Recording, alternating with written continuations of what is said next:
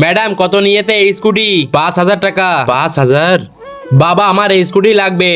ঠিক আছে বেটা, আমি সবজি বিক্রি করে তোকে এই স্কুটি কিনে দেবো। যা যা, সবজি বিক্রি করে তুই এই স্কুটি কিনে দিবি?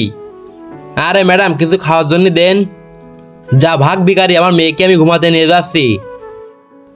শোনো, আমার 1 কেজি টমেটো আর করলা দাও তো। ঠিক আছে, এই নাও টাকা। চল বেটা এনে দি। চল বেটা, এতে হয়ে যাবে। এই নাও ভাইয়া। ভাইয়া ভাইয়া বিশাল খিদে লেগেছে, কিছু খাওয়ার জন্য দিয়ে দেন। এই নাও ভাই। এই নেন ভাই আপনার টাকা, আপনি অন্য জায়গা থেকে কিনে নেবেন। বাবা এতগুলো সবজি ফ্রিতে দান করে দিল ওই ভিখারিকে। আরে বেটি তুই কিভাবে পড়ে গেলি?